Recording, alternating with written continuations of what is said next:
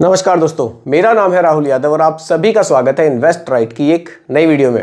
दोस्तों, आज की वीडियो में डिस्कस करेंगे स्ट्रेस टेस्ट के बारे में। मेरी पिछली वीडियो में भी मैंने आप लोगों के साथ quant small cap stress test के बारे में डिस्कस किया था और आज की वीडियो में डिस्कस करेंगे एसबीआई के जो स्ट्रेस टेस्ट के नतीजे आए हैं उसके बारे में डिस्कस करेंगे।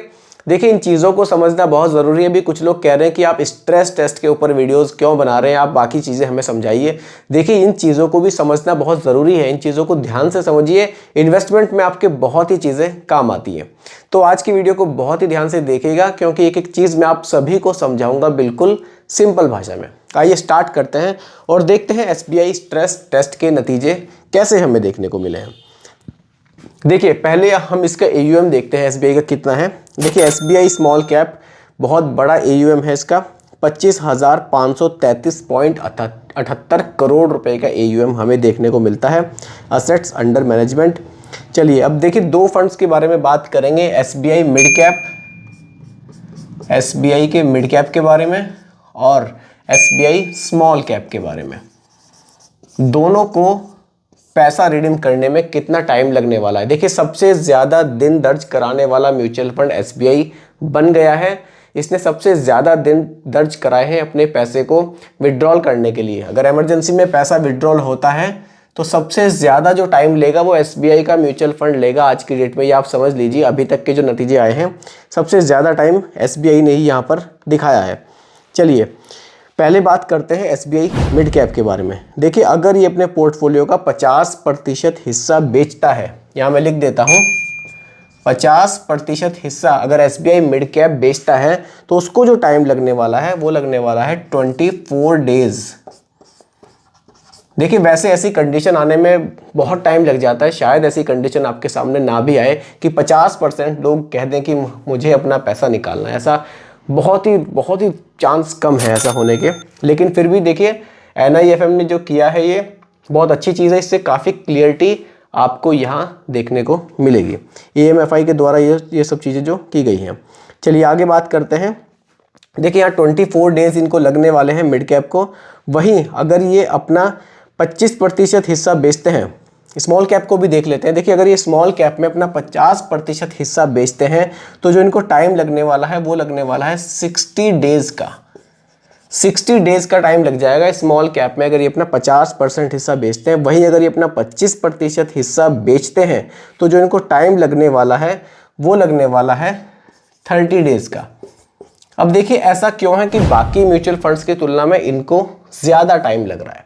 उसके लिए थोड़ा सा डिटेल में चलते हैं, आपको पूरा टॉपिक क्लियर करूंगा ताकि इस टॉपिक के बारे में आपके मन में कोई सवाल ही ना बचे। देखिए, आ जाते हैं सीधा एसबीआई स्मॉल कैप पर।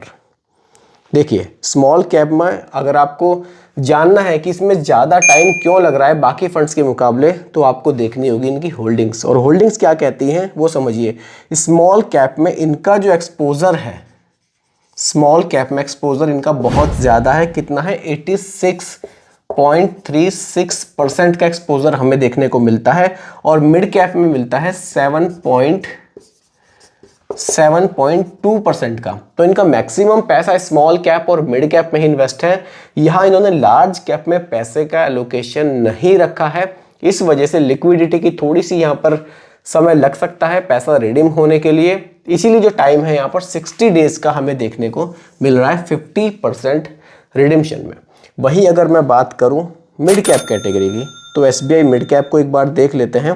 देखिए, चीज़ें बिल्कुल ध्यान से समझना बहुत ज़रूरी है। टॉपिक हमें बिल्कुल क्लियर होना चाहिए कि ये फंड ज़्यादा टाइम क्यों ले रहा है। ज़्यादा टाइम इसलिए ले रहा है क्योंकि स्मॉल कैप में एक्सपोजर ज़्यादा है, लार्ज कैप में एक्सपोजर नहीं है। लार्ज कैप में अगर एलोकेशन होगा पैसों का तो बिल्कुल लिक्विडिटी में फिर इतना टाइम नहीं लगेगा, रिडीम पैसे को करने में इतना टाइम नहीं लगेगा। जिन फंड्स में लार्ज कैप का एलोकेशन ज़्यादा होगा वहाँ ये समस्या उतनी ही कम रहेगी। ये चीज़ है, ये चीज़ क्लियर होनी बहुत ज़रूरी है। अब आ जाते हैं मिड कैप की तरफ। देखिए, मिड कैप में 65% पैसा इनका इन्वेस्ट है। वहीं स्मॉल कैप में 18.48% पैसा इन्वेस्ट है और लार्ज कैप में 7.75% पैसा इन्वेस्टेड है।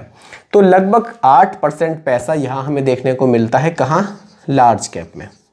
तो लार्ज कैप में एलोकेशन होने की वजह से देखिए, यहाँ हमें थोड़े से दिन कम हो जाते हैं। 60 डेज यहाँ पर हमें देखने को मिले थे और यहाँ हमें 24 डेज देखने को मिल रहे हैं। कारण क्या है? कारण है यहाँ लार्ज कैप में एलोकेशन और थोड़ा सा यहाँ मिड कैप कैटेगरी में जो हमारा एलोकेशन है वो भी लगभग 65% जा रहा है। इसलिए यहाँ पर लिक्विडिटी की बहुत ज़्यादा समस्या नहीं आएगी। जितना ज़्यादा पैसा स्मॉल कैप में रहेगा उतना ही ज़्यादा लिक्विडिटी की प्रॉब्लम आ सकती है। लेकिन अगर आप लॉन्ग टाइम इन्वेस्टर हैं तो इन सब चीज़ों के बारे में बहुत ज़्यादा आपको सोचने की ज़रूरत शायद ना पड़े। आप नॉर्मल अपनी SIP चलाकर रखिए, लॉन्ग टाइम में आपको अच्छे रिटर्न्स म्यूचुअल फंड से देखने को मिल सकते हैं। बाकी अगर आप थोड़ा सा बारीकी में जाना चाहते हैं म्यूचुअल फंड्स की तो इन चीज़ों को आप बिल्कुल समझ सकते हैं और कोई बुराई नहीं है चीज़ों को समझने में। चीज़ें जितनी ज़्यादा क्लियर होंगी उतना ही ज़्यादा कॉन्फिडेंस हमारा म्यूचुअल फंड में बढ़ेगा। और देखिए SBI के फंड्स हैं, अगर मैं रिटर्न्स की बात करूं तो लास्ट के 5 ईयर्स में अगर आप रिटर्न्स देखें, मिड कैप के देखें चाहे स्मॉल कैप के देखें, रिटर्न्स इन्होंने बहुत बढ़िया बनाकर अपने इन्वेस्टर्स को दिए भी हैं। तो लॉन्ग टाइम के लिए अगर पैसा इन्वेस्ट कर रहे हैं तो बिल्कुल SBI में आप अभी भी इन्वेस्ट कर सकते हैं, कोई प्रॉब्लम नहीं है। देखिए 50% जो रिडीम का मामला है कि 50% लोग रिडीम की रिक्वेस्ट डाल दें, ऐसा चांसेस बहुत ही कम रहते हैं। तो बिल्कुल आप लोग इन्वेस्ट कर सकते हैं। बाकी दोस्तों उम्मीद करता हूं कि टॉपिक आपको पूरी तरह से क्लियर हुआ होगा। फिर भी कोई कंफ्यूजन हो आप मुझे दोबारा कमेंट कीजिएगा, रिप्लाई मैं आपको ज़रूर करूंगा। बाकी दोस्तों रिकमेंडेशन ये नहीं है, एजुकेशनल पर्पस वीडियो आप लोगों के लिए बनाया गया है। वीडियो कैसी लगी कमेंट में ज़रूर बताइएगा, पसंद आई हो तो लाइक शेयर भी कीजिएगा और मेरे चैनल पर अगर आप नए हैं इसको भी सब्सक्राइब आप ज़रूर कीजिएगा। बहुत बहुत धन्यवाद।